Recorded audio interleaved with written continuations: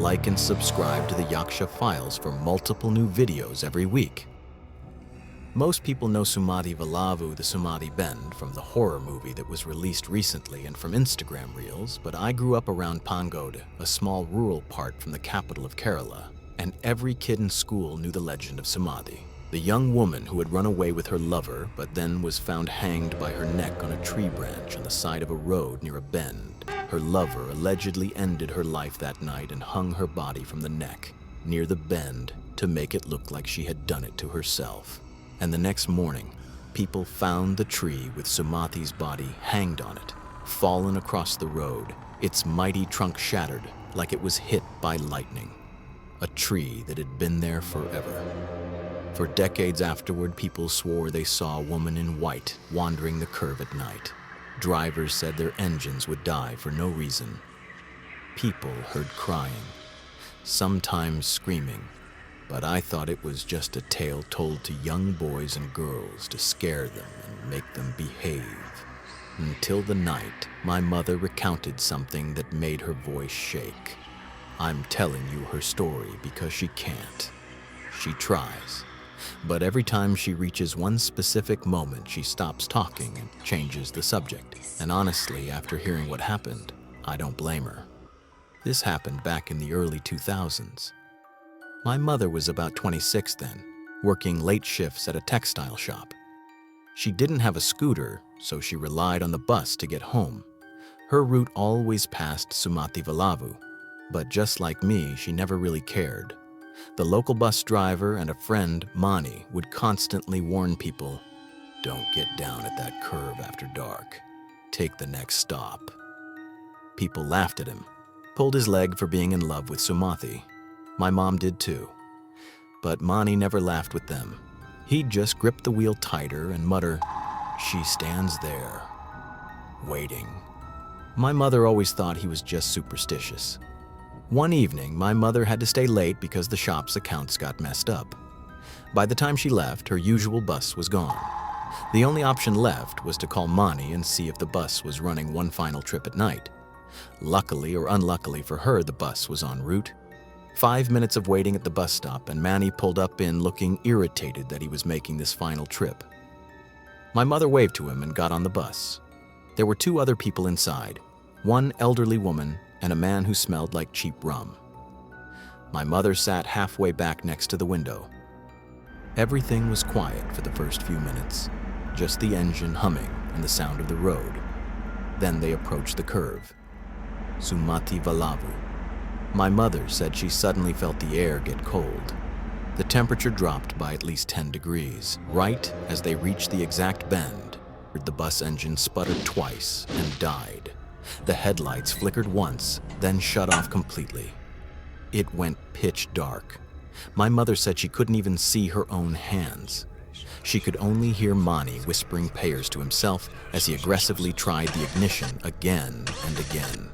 Even the drunk man sobered up a little and asked, "What happened? Why did you stop?" Manny snapped back, "I didn't stop." The old woman clutched her bag and whispered, "Not here. God, not here." That's when my mother felt it.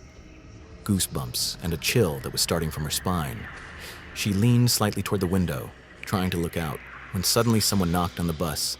Tap, tap, tap. Slow, heavy knocks, right outside of her window. My mother froze in place. It was impossible for someone to be there. She didn't move.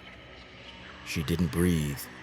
The old woman next to her told her, "Don't look out. Please don't look out, child." But my mom's curiosity couldn't help itself. She slowly turned her head and stared into the darkness outside. At first she saw nothing, just blackness. But then, from the far end of the curve, a pale shape stepped forward, the shape of a woman wearing a full white attire, her silhouette only visible and her clothes contrasting starkly with the pitch-black darkness around us. Her hair was sticking to her face as if it were wet, but it wasn't raining. The woman didn't walk. She didn't sway. She simply just appeared.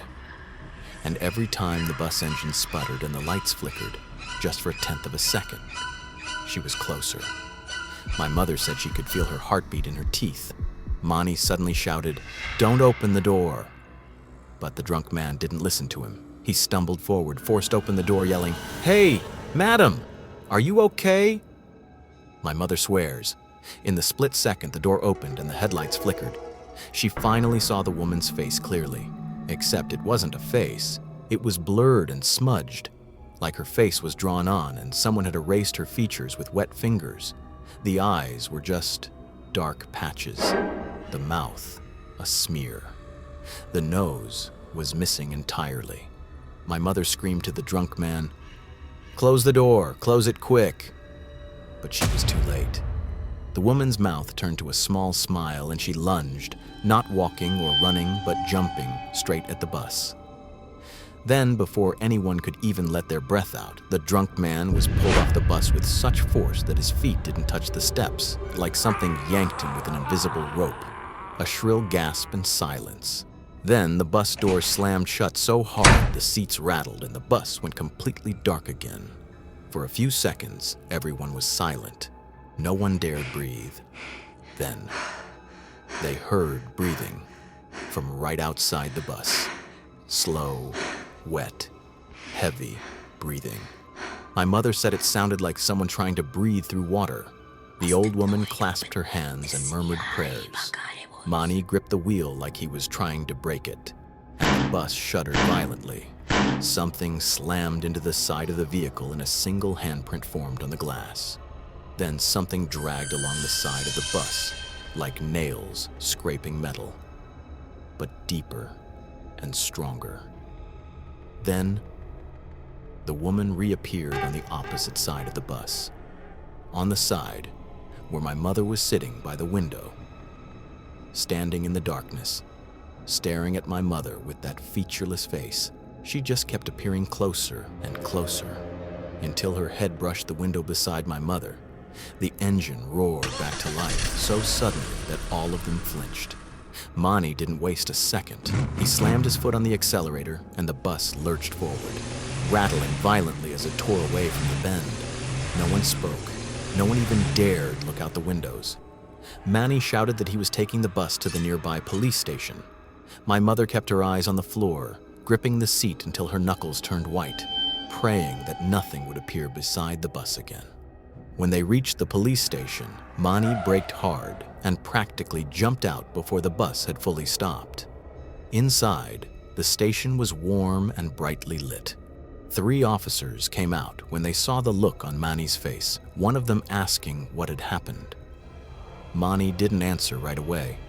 His voice cracked when he finally spoke. "Sumathi, she came tonight." The officers exchanged looks, serious ones, not mocking or dismissive. They took it seriously. The senior officer, a heavy-set man with tired eyes, asked who was taken. All of them turned to Mani. He swallowed and whispered, "She took another man." The officers didn't waste time. 2 of them grabbed flashlights and 1 took a gun. They told the group to stay inside the station while one of the officers stayed back. 20 minutes later, the police returned.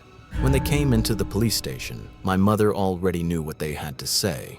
She said she could see it in the way the officers walked. Slow, heavy, defeated. The senior officer stepped in first.